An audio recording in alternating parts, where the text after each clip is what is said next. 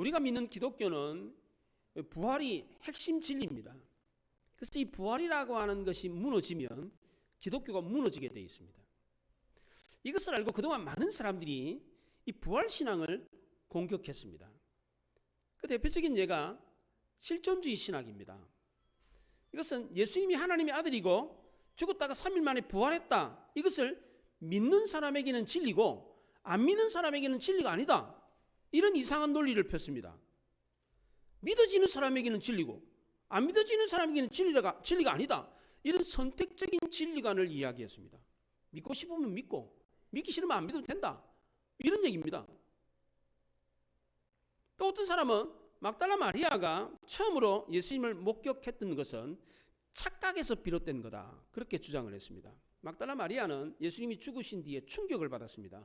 잠도 못 자고 그리고 귀신 들렸던 여자였기 때문에 정신에 문제가 있었던 여자였습니다. 이 여자가 예수님이 죽은 지 3일 뒤에 안식구 첫날 아직 날도 밝지 않은 어두운데 무덤에 올라갔는데 무덤 문이 열려있고 그 안에 시신이 없으니까 예수님이 시체가 없었다.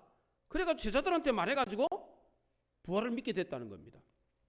시신이 없고 그 무덤 문이 열려있는 그 무덤을 예수님의 무덤으로 착각하고 그래서 제자들한테 예수님이 살아났다라고 이야기를 하는 바람에 부활신앙을 갖게 됐다 이렇게 주장합니다. 속된 말로 미친 여자 말을 믿고 부활신앙을 갖게 됐다는 겁니다.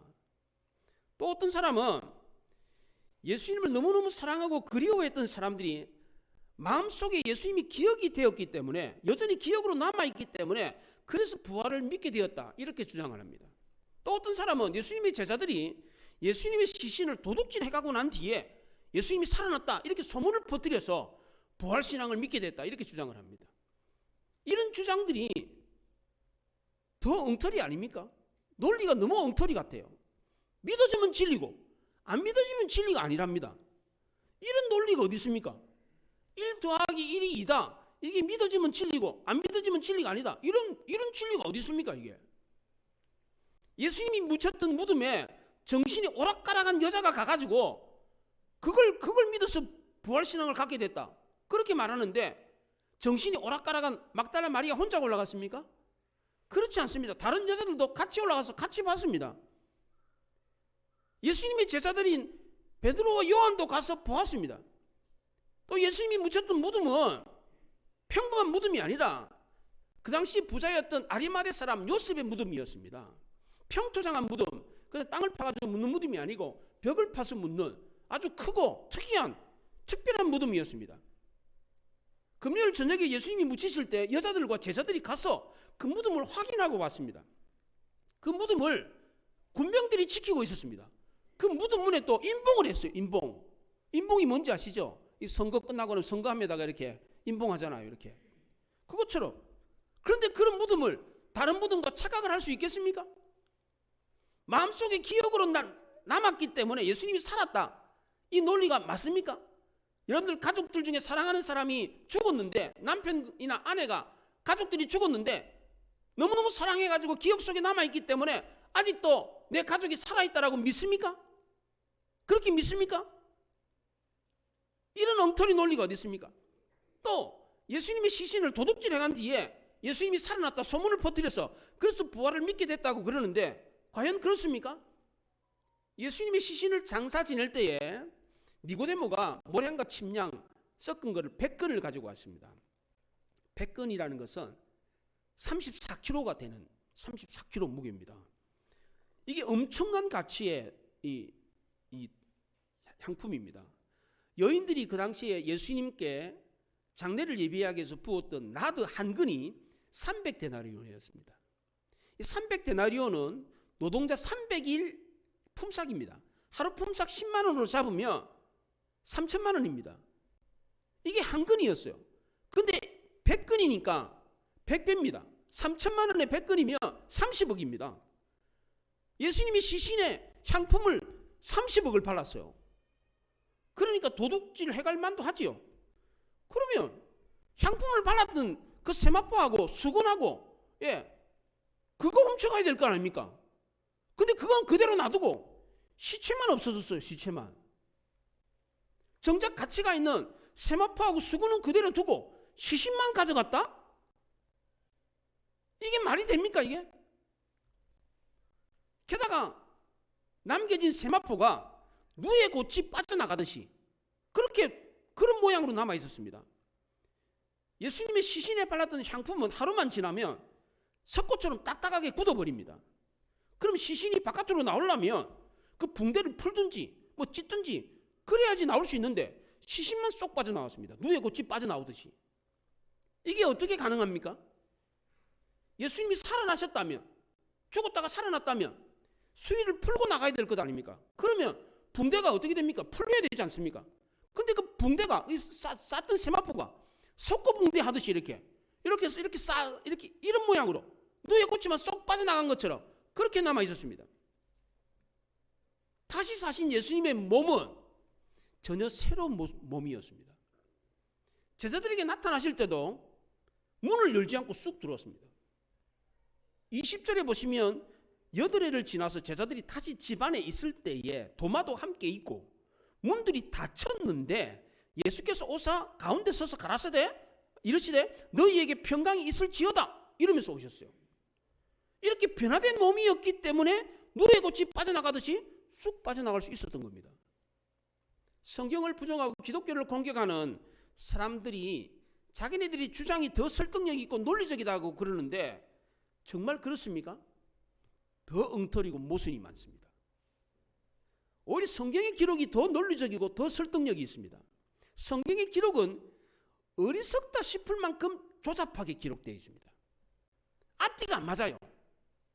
시간을 기록한 것도 그렇습니다. 사복음서가 다 다릅니다.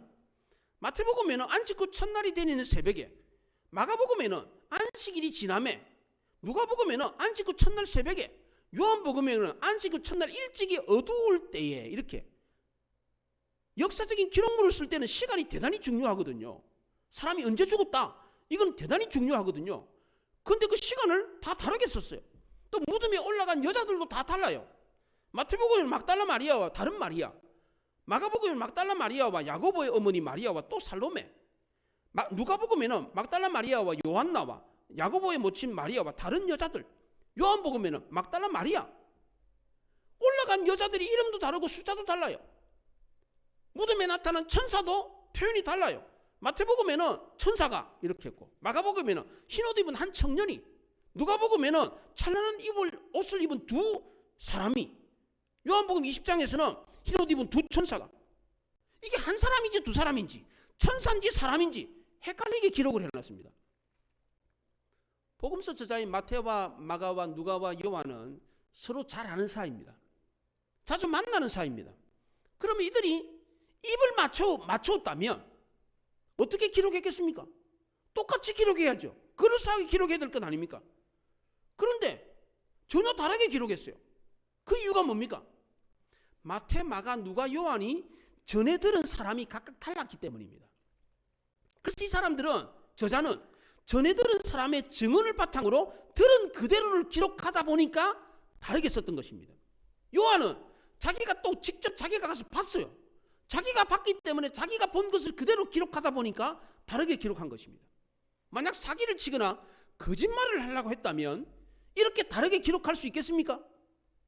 금방 들통이 날 건데 너무나도 허술하게 기록을 했습니다. 어떻게 이렇게 기록하겠습니까?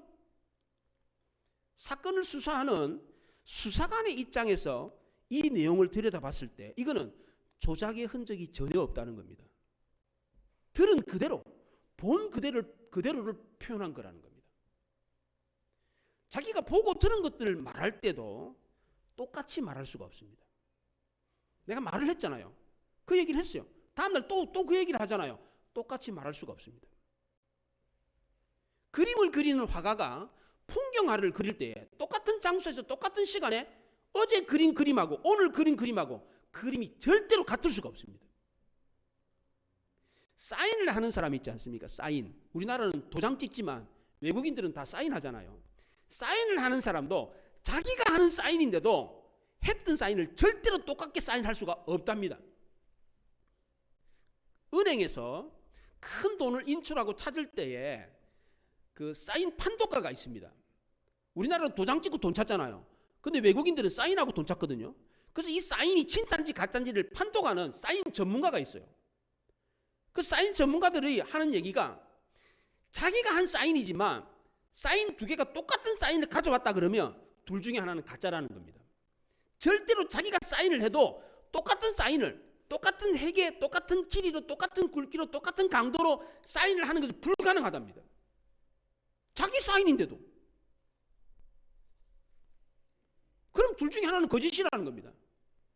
성경에 기록된 내용이 다르다는 것은 조작이 아니라 오히려 진실이라는 증거라는 겁니다. 우리는 세상 논리가 아니라 성경을 통해서 진리를 발견할 수 있어야 합니다. 왜냐하면 성경이고 진리이기 때문입니다. 요한복음을 기록한 요한은 성경이 사실이라는 것을 믿게 하기 위해서 기록을 했다 그랬습니다. 31절에 보면 오직 이것을 기록함은 너희로 예수께서 하나님의 아들 그리스도이심을 믿게 하려 함이요 또 너희로 믿고 그 이름을 힘입어 생명을 얻게 하려 함이니라 그랬어요. 믿게 하려고, 영생을 얻게 하려고 기록했다. 그래서 요한은 자신이 본 것이 사실이라는 것을 증명하기 위해서 이 경험한 사실을 역사적인 사건으로 기록을 했습니다. 역사적인 사건으로 기록하려면 시간이 들어가야 됩니다. 그리고 객관적으로 서술을 해야 됩니다. 그래서 1절에 안식 후 첫날 일찍이 아직 어두울 때에 라고 하면서 시간을 기록했습니다. 안식 후 첫날 새벽에 무덤에 오른 사람은 막달라 마리아 외에 다른 여자들도 있었습니다. 그래서 2절에 보면 주님을 무덤에 가져다가 어디 두었는지 우리가 알지 못하겠다 이렇게 말했습니다. 우리가 막달라 마리아가 올라간 것처럼 되어 있는데 우리가 모르겠다 그랬어요. 그러면 다른 여자들도 있었는데 왜 요한은 요한복음을 기록할 때에 마치 막달라 마리아 한 사람만 거기 올라간 것처럼 성경에 기록했습니까? 그 이유가 무엇입니까? 첫째는 부활하신 예수님을 막달라 마리아가 제일 먼저 보았기 때문입니다. 마가복음 16장 9절에 막달라 마리아에게 먼저 보이셨다 그랬습니다. 무덤에 올라갔던 다른 여자들은 예수님의 무덤이 비어있는 것을 보고 제자들한테 알리러 내려왔습니다. 그리고 곧바로 무덤에 올라간 게 아닙니다. 그러나 막달라 마리아는 제자들에게 알리고 난 뒤에 곧바로 무덤에 다시 올라왔습니다. 베드로와 요한이 여자들이 말한 대로 무덤이 비어있는 것을 확인하고 내려갔습니다. 내려간 뒤에도 막달라 마리아는 무덤을 내려가지 않고 거기 있었습니다. 11절에 마리아는 무덤 밖에 서서 울고 있더니 울면서 구부려 무덤 안을 들여다보니 그랬습니다. 이때 흰옷 입은 두 천사가 나타났습니다. 12절에 보면 흰옷 입은 두 천사가 예수의 시체 누웠던 곳에 하나는 머리편에 하나는 발편에 앉았더라 그랬습니다. 여자들이 빈 무덤을 보고 제자들에게 내려갈 때 나타났던 그 천사, 예수님이 살아났다 그걸 알려라 라고 했을 때 나타났던 그 천사와는 표현이 다 다릅니다. 이때는 천사들이 흰옷을 입고 있었는데 그래서 예수가 살아났다 이걸 제자들한테 알려라 그랬습니다. 그래서 베드로와 요한이 올라왔어요. 빈 무덤을 확인했어요. 그리고 내려가고 난 뒤에 아직도 내려가지 않은 막달라 마리아한테 다시 나타난 천사가 하나는 예수님의 시체 누웠던 거기에 머리편에 하나는 발편에 앉아 있었다 그랬습니다. 이게 뭘 의미합니까? 출애굽기 25장에 보면 한 그룹은 이 끝에 한 그룹은 저 끝 곧 속죄소 두 끝에 속죄소와 한 덩이로 연결할지며 그룹들은 그 날개를 높이 펴서 그 날개로 속죄소를 덮으며 그 얼굴을 서로 대하여 속죄소를 향하게 하고 그랬습니다. 예수님이 모세에게 언약궤를 만드는 설계도를 설명해 줬습니다. 그 설계도 중에 언약궤 뚜껑, 이 언약궤 뚜껑이 이게 속죄소거든요. 이 뚜껑 만드는 법을 알려줬습니다. 이 뚜껑을 만들 때 뚜껑이 양 끝에다가 천사, 이 그룹의 날개를 만들어라 그랬습니다. 그룹들의 날개를 만들고 그 그룹들의 얼굴이 이 속죄소를 바라보도록 만들어라 이렇게 말했습니다. 두 천사는 은혜의 보좌인 이 속죄소를 바라보고 앉아 있었습니다. 예수님이 피 흘려 죽으셔서 모든 죄를 사하신 장소가 이 속죄소입니다. 모든 죄를 덮은 장소가 바로 이 속죄소입니다. 이거를 두 천사가 이렇게 보고 있었습니다. 머리에 발끝에 이렇게 보고 이거를 요한이 표현했습니다. 이게 바로 속죄소를 표현한 모습이었습니다. 그 죄를 사한 모든 죄를 덮었던 그 은혜를 경험한 사람이 누굽니까? 바로 막달라 마리아였습니다. 두 번째로 막달라 마리아가 무덤에 막달라 마리아만 올라간 것처럼 요한이 그렇게 기록한 이유는 이 막달라 마리아가 은혜를 가장 많이 체험했기 때문입니다.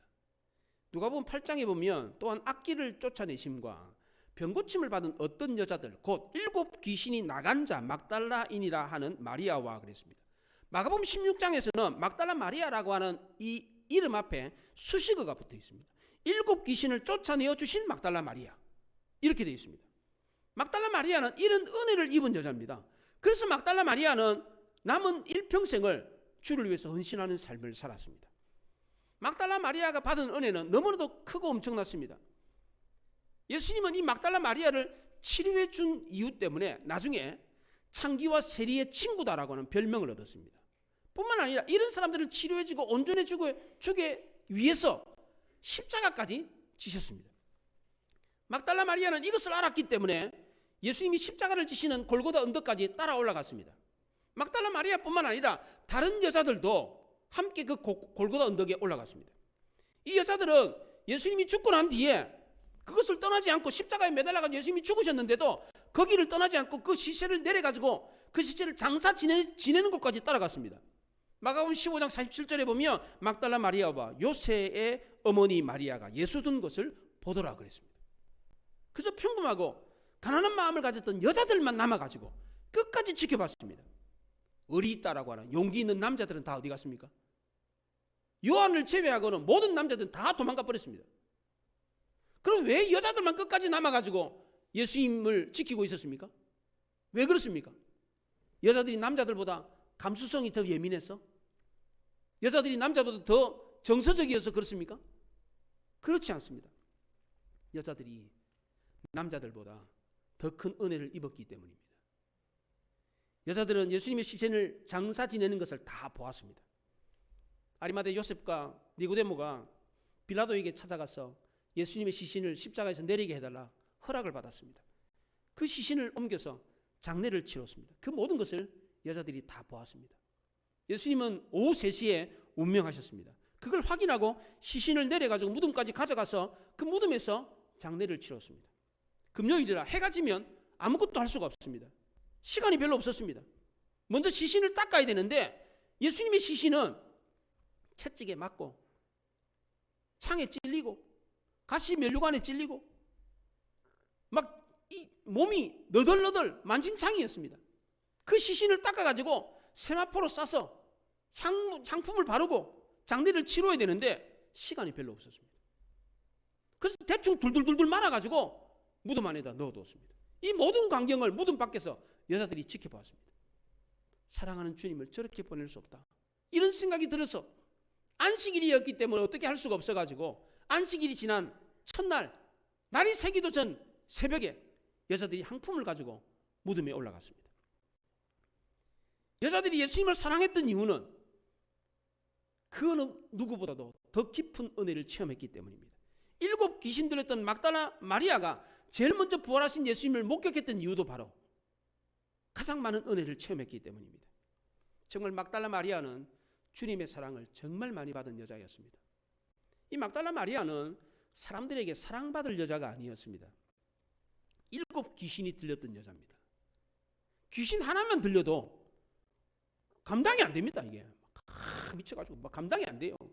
근데 7 귀신이나 들렸어요. 게다가 병까지 든 여자입니다. 이런 여자를 누가 사랑해 주겠습니까? 육체적으로 정신적으로 만신창이가 돼 있는 여자입니다. 이런 여자를 아무도 사랑해 주지 않았는데 주님이 그녀를 사랑해 주었습니다. 막달라 마리아는 예수님에게 받은 이 사랑과 이 은혜를 잊을 수가 없었습니다. 내가 어떻게 이런 사랑을 입었지? 다 하나님의 은혜 때문이구나. 이 은혜를 잊을 수가 없었습니다. 무덤까지 찾아왔던 다른 여자들도 마찬가지였습니다. 이 여자들이 예수님을 따랐다는 이유로 붙잡혀가지고 예수님처럼 고초를 겪고 죽임을 당할 수도 있었습니다. 그런데도 여자들은 그런 고통과 고초를 아랑곳하지 않고 주님이 십자가에 못 박히는 그곳까지 갔습니다. 로마 군병들이 예수님의 십자가에 못 박을 때에 그 광경을 다 지켜봤어요. 예수님의 손과 발에 못을 박을 때에 그 망치 소리까지 들었습니다. 쾅쾅 그 망치 소리가 가슴을 눌렀습니다. 숨이 막힐 정도로 막 견딜 수 없을 정도로 고통스러웠지만 그 고통을 표현할 수가 없었습니다. 그랬다가는 옆에 있는 사람들에게 너 예수님이 제자지, 끌려가 가지고 고통을 당할 수 있었기 때문에 그 아픔을 표현할 수도 없었습니다. 예수님은 몸으로 그 고통을 당하셨지만 이 여자들은 마음으로 그 고통을 같이 당하고 있었습니다. 왜 이렇게까지 했습니까? 주님께서 베푸신 은혜가 너무 크다는 사실을 알았기 때문입니다. 그 은혜를 잊을 수가 없었기 때문입니다. 세 번째로 막달라 마리아만 무덤에 올라간 것처럼 사도 요한이 기록했던 이유는 이 부활의 광경을 가장 생생하게 목격한 자가 바로 막달라 마리아였기 때문입니다. 빈 무덤을 확인하고 제자들도 내려갔습니다. 여자들도 내려갔습니다. 근데 막달라 마리아는 내려가지 않았습니다. 사랑하는 주님을 잊을 수가 없어서 무덤 밖에서 허리를 굽혀가지고 무덤 안을 들여다보면서 엉엉 울고 있었습니다. 이때 두 천사가 어찌하여 우느냐? 막달라 마리아가 내 주님을 옮겨뒀다면 어디 두었는지 알지 못해가지고 울고 있습니다. 이 말을 하는데 뒤에서 누가 있는 것 같아. 인기척이 느껴져가지고 쳐다봤는데 누구 한 사람이 있어. 예수님이 막달라 마리아에게 어찌하여 우느냐? 누구를 찾느냐? 이때까지도 막달라 마리아는 이 사람이 동산직인 줄 알고 주여 당신이 옮겨갔으면 어디 두었는지 알려주십시오. 이렇게 물었습니다. 마리아는 부활신앙이 없었을 때에 예수님이 죽은 시체를 찾았습니다. 기독교의 부활신앙이 없으면 유교처럼 무덤신앙이 돼버립니다. 만약 그 무덤에 예수님의 시신이 그냥 놓여 있었다면 어떻게 됐을까요? 아니 그 첫날 향품을 가지고 갔는데 무덤 문이 열려 있어. 근데 그냥 시체가 그대로 있어. 그럼 어떻겠습니까? 마음이 놓이겠습니까? 기쁘겠습니까? 오히려 더 슬펐을 것입니다. 더 절망스러웠을 것이요. 그리고 시간이 지나고 나는데 모든 제자들은 다 뿔뿔이 흩어져 버렸을 겁니다. 마리아는 무덤에 올라가 가지고 천사를 알아보지 못했습니다. 예수님도 알아보지를 못했습니다. 왜 그렇습니까? 부활신앙이 없었기 때문입니다. 부활신앙이 없어서 슬픔에 함몰되어 있었기 때문입니다. 사람이 너무 슬프면요 인사불성이 됩니다. 자기에게 무슨 일이 났는지 주변을 돌아보지를 못해요. 이렇게 깊은 슬픔에 빠져있는 마리아에게 예수님이 어떻게 하셨습니까? 마리아야 라고 부르셨어요. 이 마리아라고 하는 이 이름은 헬라식 이름입니다. 히브리 이름으로 미리암입니다. 모세의 누이 미리암. 그 뜻이 고통이라는 뜻입니다. 동산지기인 줄 알았는데 이분이 내 이름을 어떻게 알지? 아, 이분이 예수님이시구나.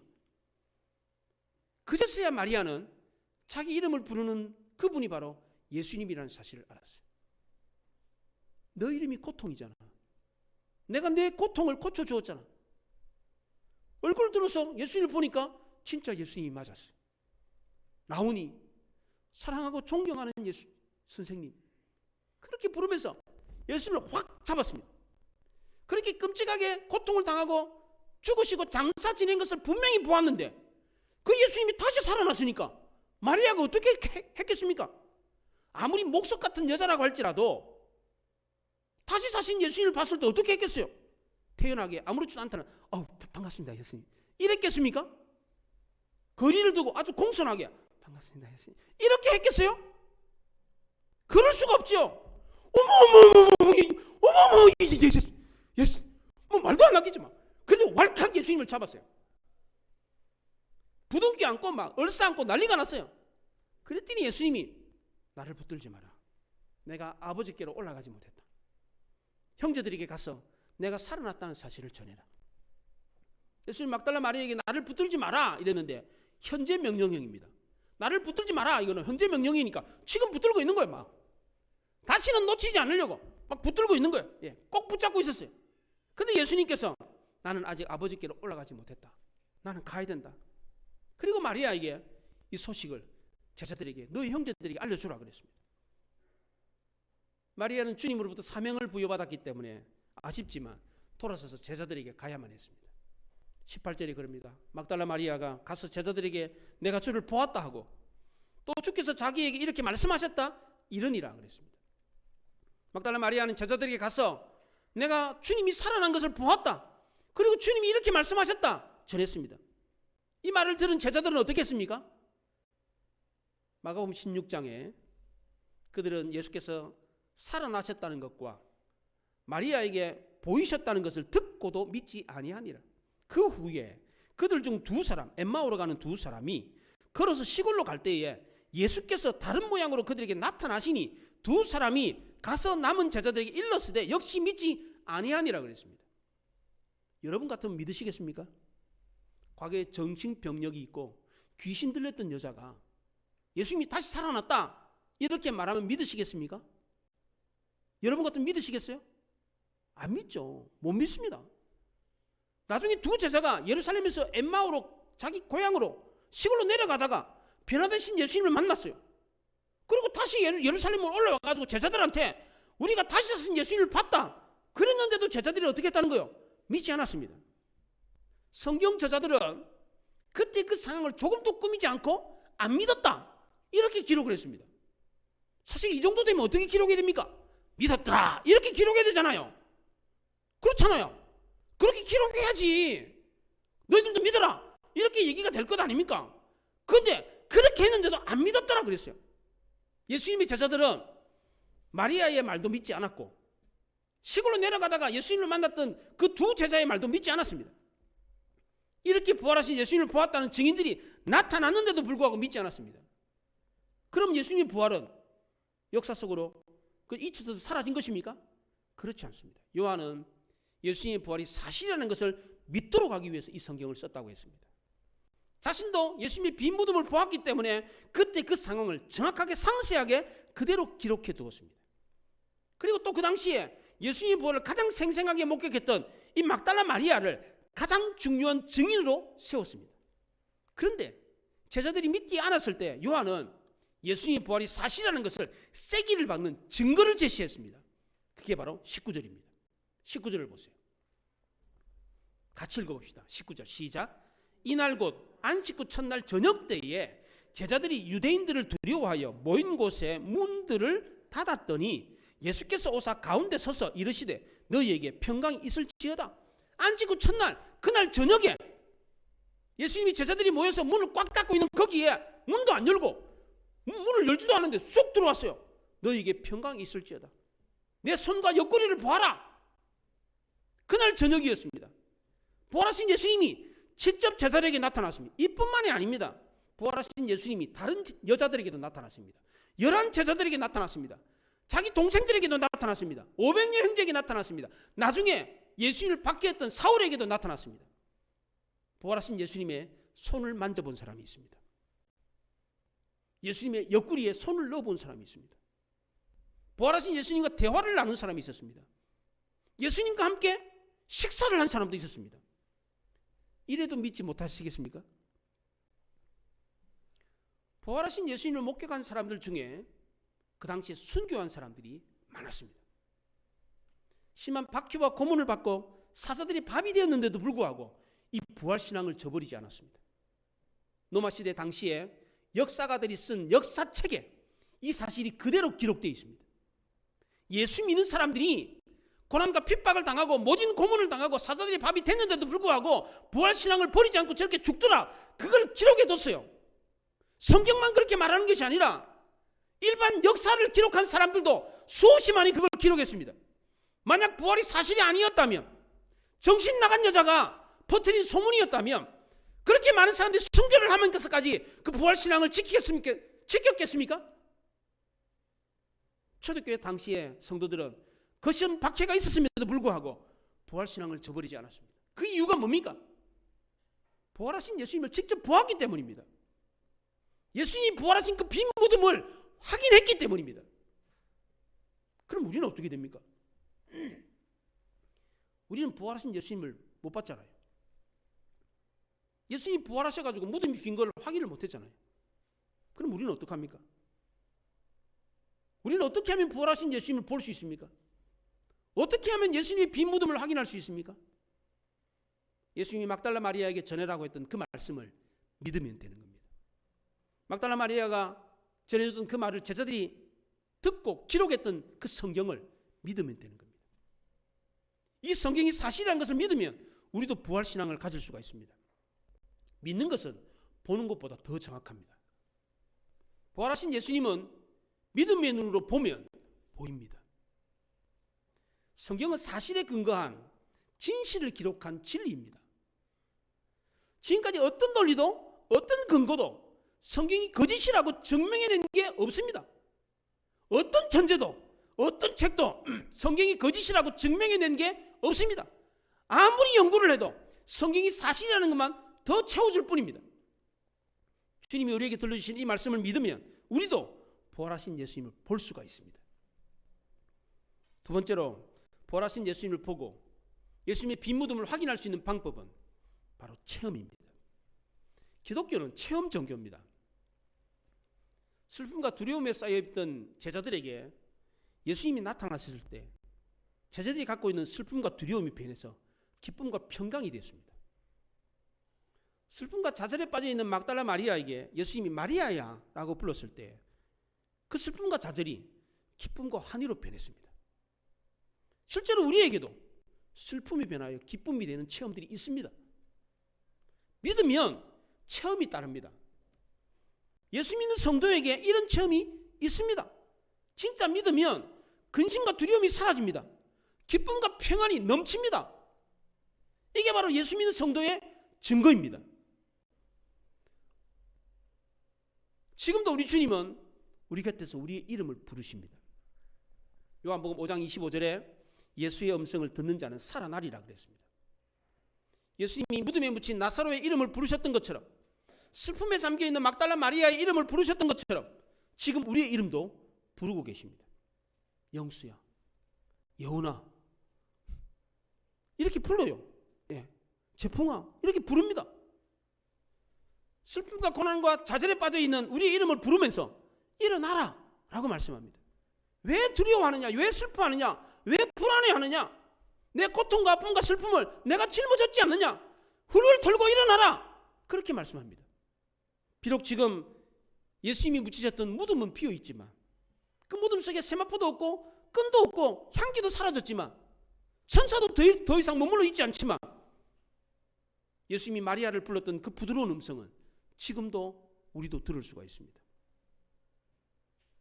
마리아가 그 음성을 듣고 기뻐함이 어찌할지 몰라 했던 그 감격을 우리도 체험할 수 있습니다.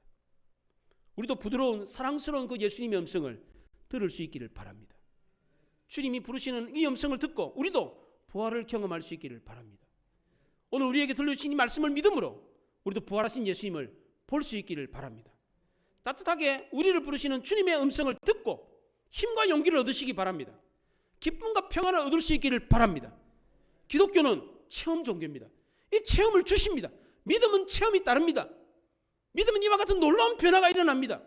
마리아에게 변화가 일어났던 것처럼 나사로에게 변화가 일어났고 제자들에게 변화가 일어났던 것처럼 오늘을 살고 있는 두려워 떨며 불안에 떨고 있는 힘들어하는 우리에게도 주님이 부르시면서 이런 변화의 체험을 주십니다. 이것을 믿음으로 예수 그리스도를 볼 수 있기를 바라고 그들이 경험했던 놀라운 체험들을 우리도 경험하며 승리할 수 있기를 바랍니다.